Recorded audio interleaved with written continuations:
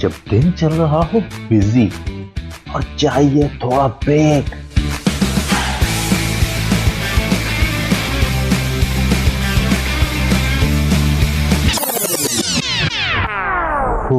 I need a break. तो सुनिए delight delight with RJ Mavash Khan, Sunday to Thursday 12 to 3 PM।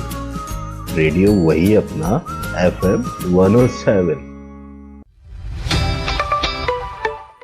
Radio listeners, आप सुन रहे हो 107 FM और मैं आपके साथ आपकी प्रेजेंटर माविश खान, और मेरे साथ इस वक्त मौजूद हैं डॉक्टर नाइला अफजल। उनको कहेंगे हम वेलकम अपने शो में। हेलो हेलो जी, अस्सलाम वालेकुम। आपको आवाज आ रही है मेरी? जी, अस्सलाम वालेकुम। जी जी, वालेकुम वालेकुम अस्सलाम। अस्सलाम। आवाज आ कैसी रही है? हैं? जबरदस्त, ग्रेट। जी नाइला, तो क्या हाल है, कैसी हैं आप? ठीक ठाक हैं? अल्हम्दुलिल्लाह, सब ठीक ठाक। आप सुनाइए, आप कैसी हैं? जी अल्हम्दुलिल्लाह, मैं भी बिल्कुल ठीक ठाक और बिल्कुल खैरियत से। तो नाइला, बहुत बहुत शुक्रिया, आपने हमें ज्वाइन किया और हमें टाइम दिया, सबसे पहले तो। जी, आप लोगों का भी बहुत शुक्रिया कि आपने जो है वो मुझे मदऊ किया है इसमें। जी जी जी नाला, तो मैं चाहूँगी कि थोड़ा सा हमारे सुनने वालों के लिए आप अपना एक इंट्रोडक्शन बताइए कि क्या करती हैं आप और क्या सिलसिला है आपका। जी, मेरा नाम डॉक्टर नाइला अफजाल है और मैं फिजियोथेरेपिस्ट हूँ। हम्म। और मैंने डॉक्टर ऑफ फिजियोथेरेपी किया है पाकिस्तान से, जिना मेडिकल पोस्ट ग्रेजुएट कराची से। हम्म। उसके अलावा मैंने मास्टर्स भी किया है न्यूरोमस्कुलर रिहैबिलिटेशन में फ्रॉम लियाकत नेशनल हॉस्पिटल। हम्म। और उसके अलावा 2-3 शॉर्ट कोर्सेज किए हुए हैं मैंने। हम्म। रिलेटेड फिजियोथेरेपी, पेन मैनेजमेंट का कोर्स किया हुआ है मैंने। ग्रेट। और उसके अलावा हम लोग जो है वो गायनी रिहैबिलिटेशन, एंटीनेटल, पोस्टनेटल, उसके भी मैंने शॉर्ट कोर्सेज किए हुए हैं। ग्रेट, जबरदस्त। और उसके अलावा मदर हूँ। ये यानी बहुत इंट्रोडक्शन है। सारे महाज पे एक साथ लड़ रही हैं माशाल्लाह से आप। जबरदस्त, ग्रेट। अल्हम्दुलिल्लाह, माशाल्लाह, ग्रेट। अल्हम्दुलिल्लाह। तो कब से इस फील्ड में, कितने साल हो गए आपको नायला? मुझे वैसे बहुत साल हो गए हैं, हाँ। पर ऑलमोस्ट जस्ट 10 इयर्स टोटल आप मेरा एक्सपीरियंस समझ लें। पर क्योंकि शादी का बीच में गैप आ गया तो वो ऑलमोस्ट 2-3 इयर्स का गैप है मेरा। अगर टोटल काउंट करें तो वो पूरे 10 इयर्स का एक्सपीरियंस है मेरा, अल्हम्दुलिल्लाह।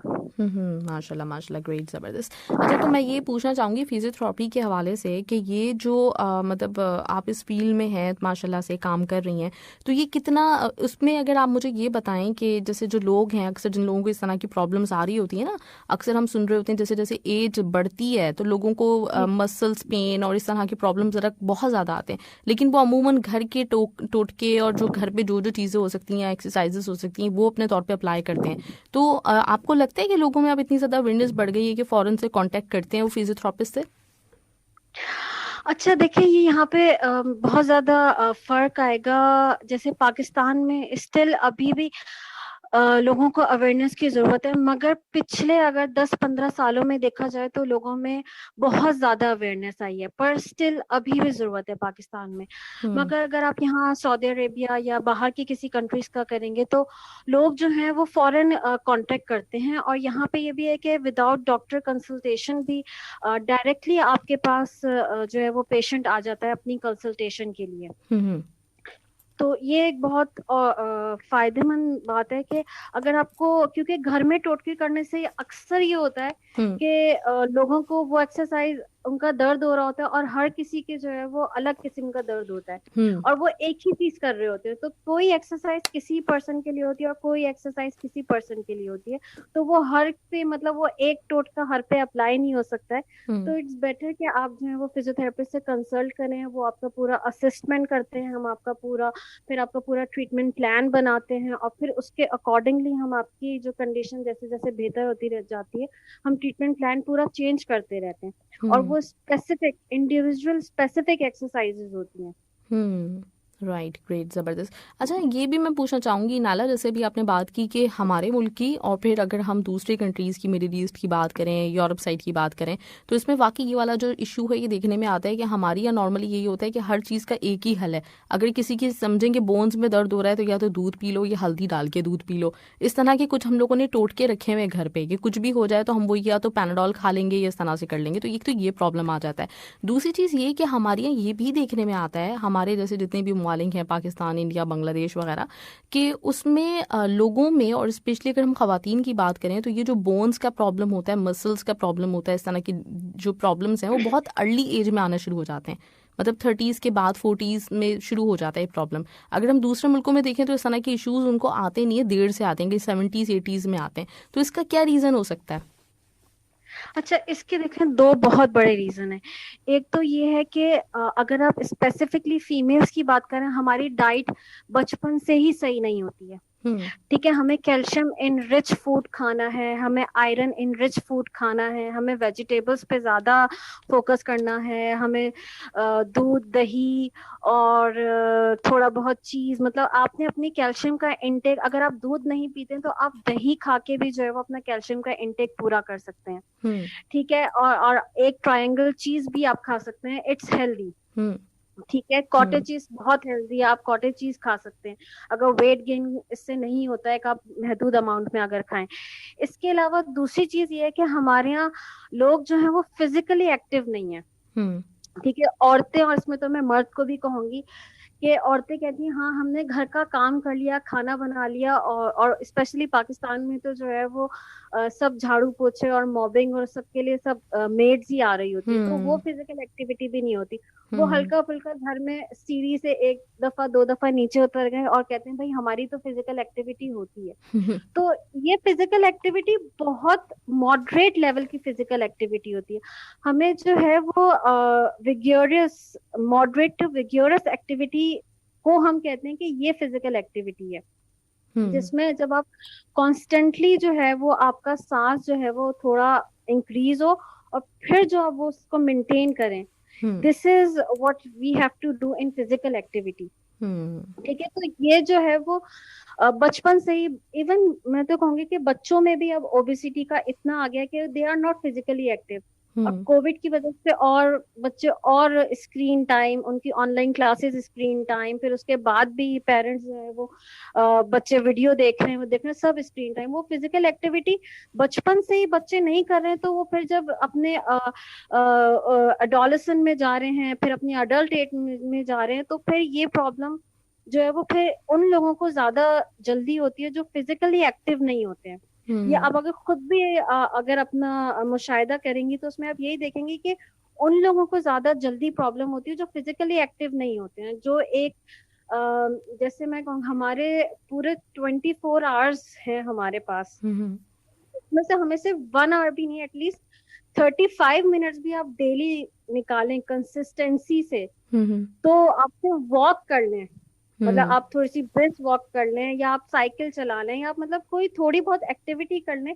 लोग कहते हैं हमारे पास टाइम नहीं है, पर ऑफिस से आते हैं और जो है वो टीवी के सामने बैठ जाते हैं। मतलब वो टीवी देखने के बजाय साथ साथ टीवी भी देखें और एक्सरसाइज भी कर लें। एग्जैक्टली। तो वो एक्चुअली हम लोगों को अपना माइंडसेट चेंज करना है कि हमारे पास टाइम नहीं है। टाइम निकालने से निकलता है। टीवी देखने का टाइम है तो फिर एक्सरसाइज देखने का भी, करने का भी टाइम होना चाहिए।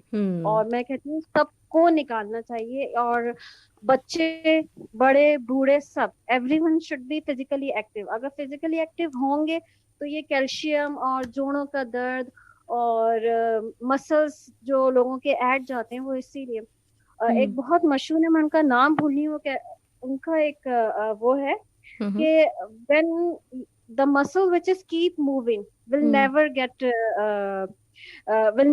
hurt। मतलब ये है कि अगर आप जब तक मूव करते रहेंगे, अगर आपका वो पार्ट मूव कर रहा है तो वो कभी हर्ट नहीं होगा, मतलब वो कभी भी खराब नहीं होगा। वही चीज खराब हो रही है जो चीज मूव नहीं कर रही है। वही वाली बात है ना कि मशीन भी जो है वो अगर पड़ी रहेगी तो उसमें जंग लग जाएगा, अब वो चलती रहेगी तो वो आपको जंग नहीं लगेगा मशीन को। तो हमारी हम्म। बॉडी भी की भी एग्जांपल यही है कि if we keep moving, keep going in every part and every joint, तो फिर हमारी बॉडी एक्टिव रहेगी और हमें कोई फिर मसल्स का या बोन्स का पेन भी नहीं होगा। एग्जैक्टली। अच्छा, हमारे यहाँ तो उल्टा होता है, अगर किसी के इस तरह के पेन हो जाए तो फिर उसको और रेस्ट करने का मशवरा दिया जाता है कि आप रेस्ट करें। तो ये नहीं एक हमारे यहाँ है। जी जी। हाँ ये भी है, पर अगर किसी को बहुत चोट लग गई है या बहुत ज्यादा पेन हो रहा है, तो यही मैं बता रही हूँ कि जरूरी नहीं है कि बहुत ज्यादा पेन भी है तो हम पहले उसको बोलें कि एक्सरसाइज करें, नहीं। अगर किसी को पेन हो रहा है तो फिजियोथेरेपी में हमारी बहुत सारी फिजिकल मोडेलिटीज होती हैं जो पेन को कम करती हैं, जिसमें हमारे पास अल्ट्रासाउंड आ जाता है, शॉर्ट वेव आ जाता है, टेंस आ जाता है, हम्म हाइड्रोथेरेपी आ जाती है, मैनुअल एक्सरसाइजेज होती हैं जो हम पेशेंट को खुद, स्ट्रेचिंग्स आ जाती हैं, मैनिपुलेशंस आ जाती हैं जॉइंट की, मसल्स की। तो वो करना भी जरूरी है। तो वो वही है कि जब आप किसी थेरेपिस्ट के पास जाएंगे, अपने फुल प्रोफाइल असेसमेंट कराएंगे, तो ही फिर आपको पता लगेगा कि आपको वेदर कौन सी एक्सरसाइज की जरूरत है, या फिलहाल अभी आपको जो है वो सिर्फ अपने पेन को मैनेज करना है और फिर 1 वीक के बाद फिर हम एक्सरसाइज प्लान स्टार्ट करेंगे। तो इट ऑल डिपेंड्स, क्योंकि physiotherapy is a vast field. Hmm मतलब ये सिर्फ एक, इसमें सिर्फ एक्सरसाइजेज नहीं है, इसमें आपका पूरा इट्स अ रिहैबिलिटेशन प्रोग्राम, जिसमें आपकी पेन मैनेजमेंट भी है, आपकी एक्सरसाइजेज भी हैं, और फिर आपकी रिस्टोरेटिव रिहैबिलिटेशन भी है, जिसमें जो है वो अगर आप चलने में मुश्किल हो रही है तो फिर उनको चलाना सिखाना है, किस तरह से मूव करना है। तो बहुत सारा आ जाता है इसमें, स्ट्रोक रिहैबिलिटेशन आ जाती है, सीपी चाइल्ड बच्चों की रिहैबिलिटेशन आ जाती है। हम्म। तो it's a very vast field. Great. ज़बरदस्त। अच्छा, ये जो आप बात कर रही थी, इससे मेरे जहन में ये भी आया कि आजकल एक जो प्रॉब्लम लोगों को बहुत ज़्यादा, स्क्रीन टाइम की अगर हम बात करें ना, तो बहुत देर देर तक हम टीवी के सामने बैठे रहते हैं, और उसके साथ मोबाइल फ़ोन का बहुत ज़्यादा हमारा यूज़ है। तो जिसकी वजह से हर वक्त ना, मतलब लोगों को होता है कि गर्दन में दर्द हो रहा है, या मूव नहीं किया जा रहा। तो ये सारे जो प्रॉब्लम्स हैं, इसका क्या सोल्यूशन हो सकता है? इसका तो सबसे पहले तो ये सोल्यूशन है कि भाई आप अपना मोबाइल कम यूज करें। राइट। ठीक है, और उसके अलावा जो है वो हर चीज का यूज करने का ना एक तरीका होता है। हम्म ठीक है, अगर आप अपना मोबाइल भी यूज कर रहे हैं या इवन कोई भी स्क्रीन वाली चीज यूज कर रहे हैं, हम्म मोबाइल हो गया, लैपटॉप हो गया, तो it should be at your I level, और आपका नेक, जो आपकी पूरी नेक और बैक है वो एक पूरी अलाइनमेंट में स्ट्रेट आ रही हो। हम्म ठीक है, तो वो अगर आप बिल्कुल नेक हो, अक्सर ये होता है कि आजकल एक नया सिंड्रोम भी आ गया, मोबाइल नेक सिंड्रोम। वो हम्म इसी वजह से कि हम क्या करते हैं कि अपनी गर्दन को पूरा नीचे झुका के, सबकी गर्दन नीचे झुकी रहती है, अब वो नॉर्मल बॉडी की अलाइनमेंट तो है नहीं, वो नॉर्मल हम्म पोजीशन तो नहीं है। तो हम्म उसमें आपके मसल्स पे स्ट्रेस आ रहा है, फिर आपके ज्वाइंट पे स्ट्रेस आ रहा है, फिर आपको मसल्स टाइट हो रहे हैं, पेन हो रहा है। तो उसमें you have to be in your normal neutral position. तो आप अपने आई लेवल पे मोबाइल या स्क्रीन को रख के जो है वो यूज करें, this is one of the tip. Hmm तो अगर लैपटॉप वगैरह भी आप बैठ के यूज कर रहे हैं, तो अब तो लैप टेबल्स भी आ गई हैं और उसमें हम्म डिफरेंट एंगल्स भी हो जाते हैं। इवन मोबाइल होल्डर्स भी जो है वो आप पीछे बेड पे लगा लें और उसको अपनी पोजीशन से, क्योंकि अब बहुत ज्यादा अक्सर लोगों को ये होता है कि वो मोबाइल हाथ में इतना पकड़ते हैं तो उनको शोल्डर में भी पेन हो जाता है, क्योंकि वो एग्जैक्टली। कॉन्स्टेंटली इतनी गलत पोजीशन में मोबाइल पकड़े हुए होते हैं, तो वो उनको फिर पेन होता है। तो इसका यही है कि आप सही पोजीशन में मोबाइल और शोल्डर्स को यूज करें, और कोशिश करें कि अब इतना भी क्या यूज करना। हाँ, बिल्कुल, ये बात तो सही है, इतना भी क्या तो यूज करना है। एक चीज और, जो ऑफिसेस में जिन लोगों का होता ही काम ये है कि उनको पूरे पूरे दिन पीसी के सामने बैठना है, तो उनके लिए कोई खास ऐसा पोस्टर होता है जिसपे वो बैठ के काम करें, ताकि उनको ये पेन्स ना उनका सामना करना पड़े?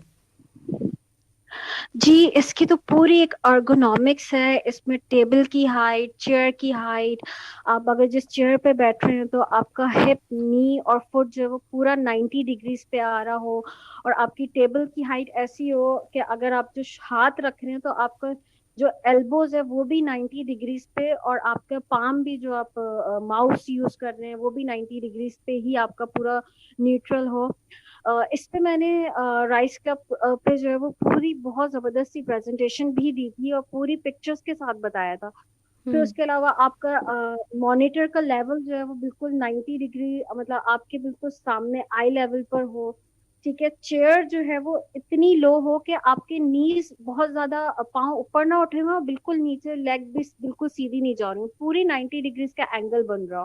तो ये सब पोजीशंस हम अगर करेंगे तो हमारे बैक पे अच्छा, और बिल्कुल सीधा बैठना है ना, आगे स्लॉची कंफर्टेबल पोस्चर में ना, बिल्कुल प्रोट्यूड एकदम बैठना है रिलैक्स पोजीशन में कि आपकी बैक पूरी न्यूट्रल हो। और फिर उसके अलावा अब तो जो है वो इस तरह की जो सॉफ्टवेयर कंपनीज और जो बड़ी बड़ी आईटी कंपनीज हैं उसमें तो अब बाहर अमेरिका में और यूके वगैरह में तो they run a software. After 45 minutes वो सॉफ्टवेयर चलता है और सबकी स्क्रीन के सामने जो है ना वो कोई आ जाता है एनिमेशन वाला बंदा और वो एक्सरसाइज कर रहा होता है और पूरा ऑफिस उठ के वो बॉडी के स्ट्रेचेस, टच डाउन नी कर रहे होते हैं, अपने साइड रोटेशंस कर रहे होते हैं, बैक की पूरे हैंड्स और आर्म को ऊपर स्ट्रेच कर रहे होते हैं। तो अगर हमारे पास ये नहीं तो एटलीस्ट हम 45 मिनट्स ही तो 1 आवर के बाद, ये बहुत अच्छी टिप दे रही हूँ कि जितने भी ऑफिस वर्कर्स हैं मेल और फीमेल, वो एटलीस्ट 1 आवर के बाद थोड़ा सा इधर उधर चहलकदमी करें, अपनी जो है वो बैक को पूरा स्ट्रेच करें, पूरा बेंड करके अपने टोस को टच करने की कोशिश करें, अपने हाथ एल्बोज सबको स्ट्रेच करें और स्पाइन की रोटेशन करें राइट और लेफ्ट, तो इट विल हेल्प। नेक को रोटेट करें तो इट विल डेफिनेटली हेल्प। जबरदस्त, क्योंकि वो कांस्टेंट एक बैड पोस्चर में रहते रहते ना, तो जब आपकी बॉडी अलाइनमेंट का फिर वही पेन करने लगता है आपको, एक कांस्टेंट स्ट्रेस आ रहा है। और ये जो पेन होता है ना, ये एक दिन में नहीं आता है, वो सालों से महीनों से आप बैक पोस्चर में होते हैं और फिर लोग कहते हैं हमें तो एकदम से पेन स्टार्ट हुआ। वो एकदम से नहीं होता है, वो बॉडी में हल्का हल्का हल्का हो रहा होता है जो फिर एकदम से आपको स्पाइक करता है कि हमें अब ये पेन हो रहा है इस वजह से। एग्जैक्टली, बिल्कुल सही कह रही हैं आप, बिल्कुल ऐसे ही। अच्छा, ये तो हम जैसे नॉर्मली एक बात करते हैं ना कि लोगों के लिए 45 मिनट्स की वॉक या फिर मतलब हाफ आवर कम से कम एक वॉक ज़रूर कर लेनी चाहिए, हम हेल्थ के पॉइंट ऑफ व्यू से बात करते हैं।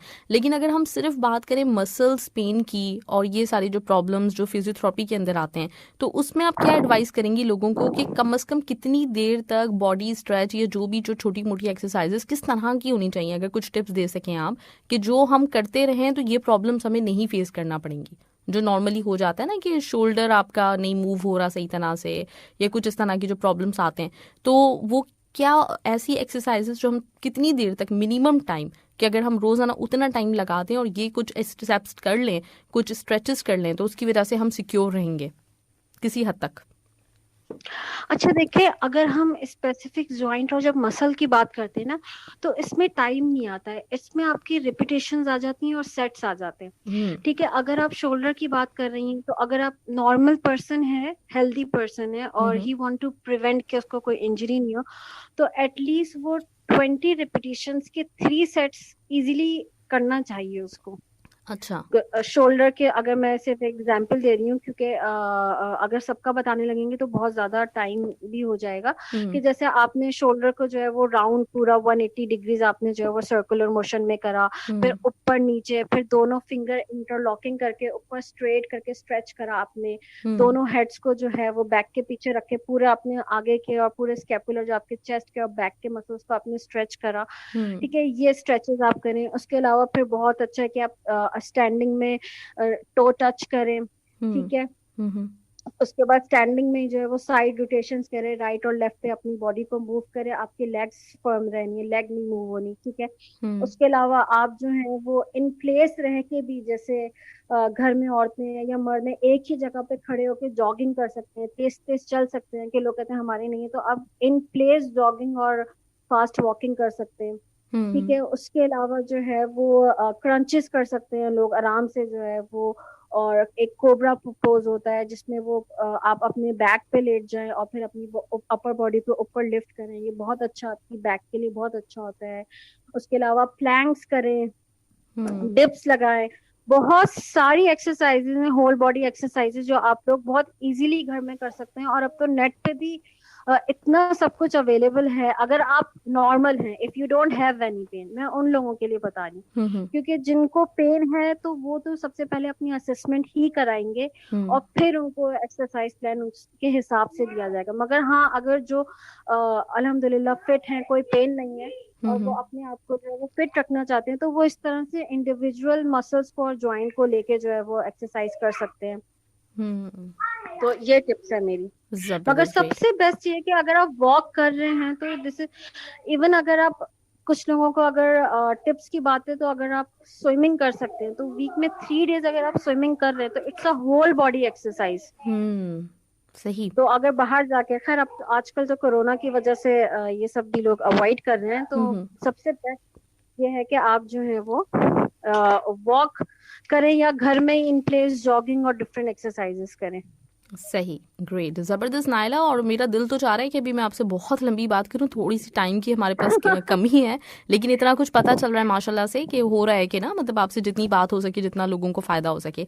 लेकिन खैर पहली दफ़ा है, आखिरी दफ़ा नहीं, तो इंशाल्लाह ताला इसी तरीके से आप हमारे साथ इंशाल्लाह। रहिएगा और हम आपसे मज़ीद फ़ायदा इंशाल्लाह। उठाने की इंशाल्लाह ताला मतलब पोजीशन में रहेंगे, अगर आप हमें टाइम देती हैं इंशाल्लाह। तो ज़रूर हम आपसे बात करेंगे। बहुत अच्छा लगा बात करके, और मुझे लगता है कि लिसनर्स भी डेफिनेटली आपकी जो बातें हैं उनसे उनको बहुत फ़ायदा होगा। हाँ, मैं भी जो है वो, अच्छा मैं सबसे पहले राइस क्लब को भी और को थैंक यू करना चाहती हूँ, लीना, सादिया, कि उन्होंने मुझे जो है वो बहुत सपोर्ट किया, बहुत इंकरेज किया। और थैंक यू महवेश कि आपने भी जो है वो मुझे इनवाइट किया मेरे लिए ऐसे अपने शो तमाम पे। लोग जो अपने अपने अपने प्रोफेशन में काम कर रहे हैं और मतलब लोगों के काम के लिए, मतलब लोगों की कुछ कुछ भलाई के लिए काम कर रहे हैं, तो वो सारे के सारे बहुत अहम होते हैं। और मेरी कोशिश यही होती है कि यहाँ पे अगर आप जैसे लोग आएंगे तो डेफिनेटली हमारे जितने लिसनर्स हैं उनको भी आपसे सुन के बहुत मोटिवेशन मिलेगी, बहुत फ़ायदा होगा। तो मेरे लिए बहुत आपको मतलब मुझे कहना चाहिए कि थैंक यू सो मच, आपने मुझे टाइम दिया, क्योंकि मेरे लिए ऑनर की बात जज़ाकल्लाह। है। थैंक यू सो मच नाला। जज़ाकल्लाह, thank you so thank much, you. Thank you इंशाल्लाह सो फिर मच। हमारी बात होगी इंशाल्लाह ताला। कांटेक्ट में इंशाल्लाह, रहिएगा। इंशाल्लाह, ठीक है, चलिए इंशाल्लाह। जी, बहुत बहुत चलो, शुक्रिया। Okay, thank you ji, Allah जज़ाकल्लाह, हाफिज। ओके, अल्लाह हाफिज। अल्लाह